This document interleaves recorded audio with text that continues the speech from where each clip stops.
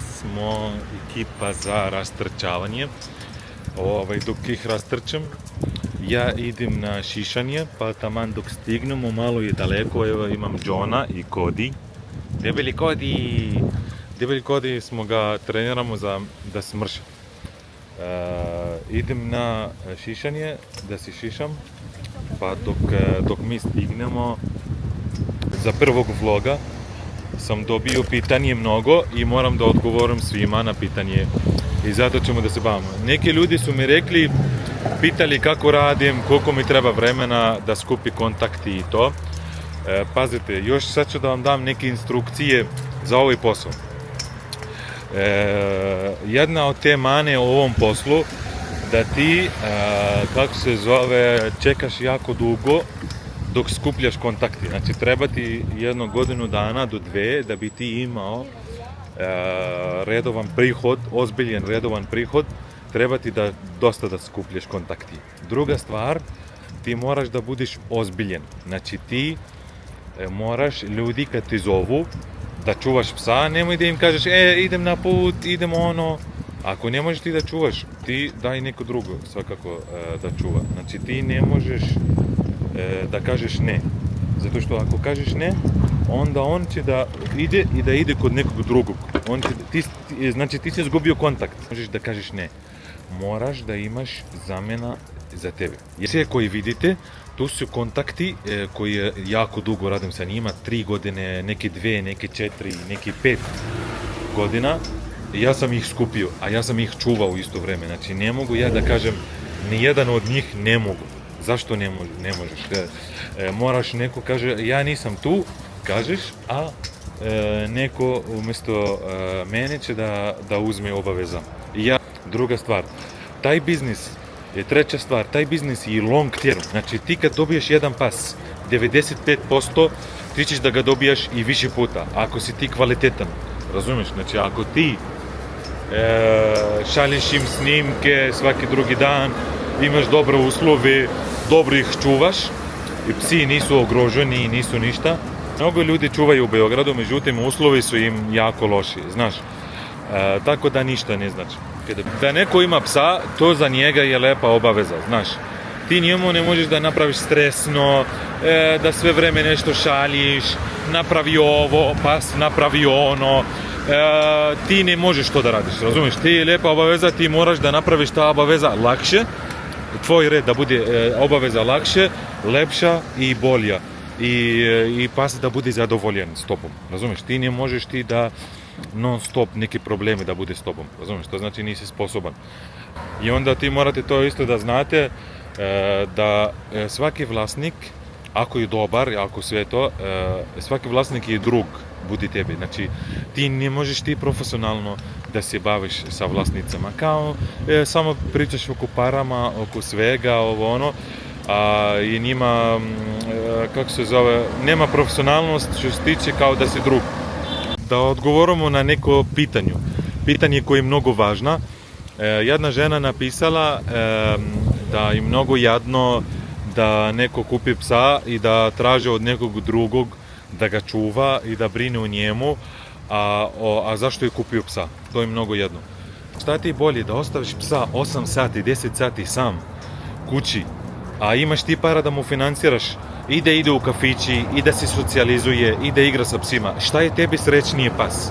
Da li tako ti briniš o njemu, što ti misliš da ga imaš i da možeš da ga savladaš i da mora da bude tvoj pas i onda moraš da ga mučiš, da ga zatvoriš tamo, da ti moraš da ga zatvoriš 10 sati dnevno sam da bude, zato što ti misliš da je glupo da ti platiš nekog drugoga da ti čuva psa. Mislim, to je jako jadno. Mislim, ovaj komentar je mnogo jadan.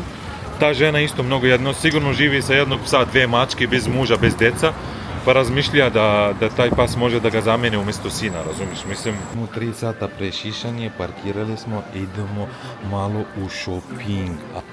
Hoćemo malo u shopping, da bacamo drip, da bacamo drip i umoran. Jeste se umorili, a? Sad čekajte tu. Za ljudi koji su rekli da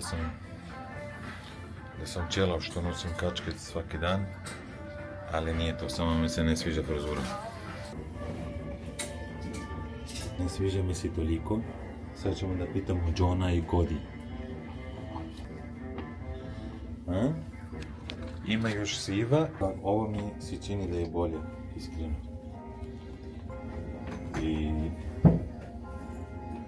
Ali nije loša, a? Čutimo, a? Samo da ima shorts za nju, bilo bi top. Materijal je top. Kakav ovo je drip, a? Sad recite, kako vam se sviđa ova košulja? Ne, dobro. Ništa im se ne sviđa. Bili smo na vreme, šišanje. Vi čekajte tu. Cody, čekaj tu, Cody. Ovdje traži hrana, a ima dlake samo da jedu. Evo nas, sad idemo na večericu, ja i Dunja i Badi. Sad je skoro 6 sati. Počeli su pizza, evo Lidija. Da. Za večeras je losos, tzatziki, pirinač i one su uzbuženi. Gdje si, Badi? Dunja, si uzbužila? Jesi se uzbudila, a? Šta ćemo? Uvijek dam ovoga. Uvijek dam kožu. Ne znaju kako ti lepo miriš. Kožeš. Oni ne znaju kako lepo mirišem, a? Da. Pa evo sad, jel ste čuli to?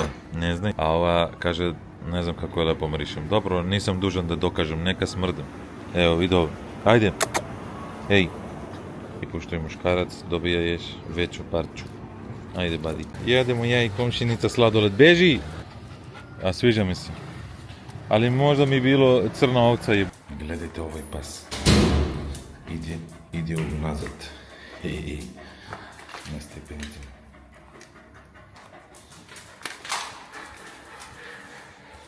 Zašto se boji? Boji se. Ajde, idi. Sad je skoro 8 sati, treba da vratimo deki i čekamo njegova vlasnica Nataša i sad će da dođe. Ona nije kući, inače on ide sam gore, međutim ona nije kući, čekamo nju ispred njen ulaz, sad će ona da dođe i pa da predamo deki i posle idemo još ture. Znaš šta mrzim? Mrzim ja kad mi se skupi sve u 8 sati, razumiješ? Znači, ja zbog jednog psa ja moram da čekam, da zakasnem i ja bi završio sad mnogo toga. I zato mrzim te preuzimanje, vraćanje, to mi vezuje jako teško. I zato ja, na primjer, on deki kod mene bude tipa manje od 10 sati, ali ja njega naplaćujem kao da je cijel dan. Zašto? Zato što zbog preuzimanja i zbog vraćanja. Sad ćemo kao da glumim da sam ja ljut. Inače ja nisam ljut na nju. Nataša i vlasnici od deki su mnogo dobri. Prošli put mi se desilo neka situacija i nisam imao gdje da spavam sa psima i oni su uzeli stan i platili sve da bi ja bio sa psima. Zamisli koliko su dobri i bukvalno su samo da ja budem. Sve vlasnici su, generalno svi su dobri i svi su kao drugari. Znači, ja nikad nije se jedan vlasnik kao da ja radim, razumiješ, kao nikad radnik. Naca, stigla naca, trk naca, Nema belu majicu. Pa što nosiš belo onda? Pogledaj se. Vidiš, pa skače po tebi. Ovo krono? Jeste krono. Pa krono. Da. Ja, pa nemoj ti. Sad se svi skaču. Zakasnila se, a ja kasnem na sve živo. Pa ajde, šalimo se, zezamo te, ma zezam te, ajde. Dobila sam 2 injekcije. A? Ja si? Što si dobila 2 injekcije? Pa skoro sam ukočena. Jel? Da. Pa zato što te vuče ne možeš njega da kontrolišeš. Pa kako ti je Ma napravio? ne znam, Deki, stvarno. Deki, stvarno nisi ti Stvarno. dobar. Kako je razmažen, gle. Ajde, idemo mi, žurimo, sad imamo još 5 komada nas čekaju. Jeste vidjeli ko je tata, a? Ste vidjeli, jel sam vam rekao da ja odrežujem koga, s kim hoću da radim, s kim neću. Ja sam tata ovaj posao, razumiješ? Vlasnici naravno mnogo dobri, ja se šalim sa njima. Ja sada sam stigao na neki nivo sam stigao da ja određujem s kim da radim. Ja ih izaberem, ne oni meni. Znači, kad neko meni pozove za psa, ja vidim da li meni odgovara on kao vlasnik i da li mi on odgovara mene kao pas, razumiješ? Znači, o tome sad idem po Floki, a vi sad čekajte tu, budite dobri, važi. Evo Floki stigao. Ajmo Flok, trk Flok, trk, čuti to. Šta se dereš tu? Ajde. Šta se dereš? Šta si uzbudio si se, a? Šta si deliš to? Nemoj se deriš. Ovdje nećemo, ovdje komšija. To šta se deriš? Vidiš, ovo je Flok. Flok je dobri. Da. Ja, Flok i... Evo su kroni i Čapo nas čekaju. Ajde Flok, gdje su drugari? Gdje su kroni, Flok, evo su drugari, bravo. Ljudi, sad, svi mi pitaju kako su svi tako dobri. Svi mi pitaju kako su svi tako dobri i ne napadaju se. Pa to je tajna, to je profesionalnost, razumiješ? Oni su sve sa svojima se ponašaju zaštički, ajde. Sam njima, ja to prekidam od sam početak, ja to ne dozvoljavam. Komšo! Ja ne dozvoljavam to od sam početak, znači ja to prekidam. To je jako važno. Ako pas te bude skapirao da on može to da radi na početku, ti si izgubio kontrole nad taj psa. Generalno to je duboka psihologija.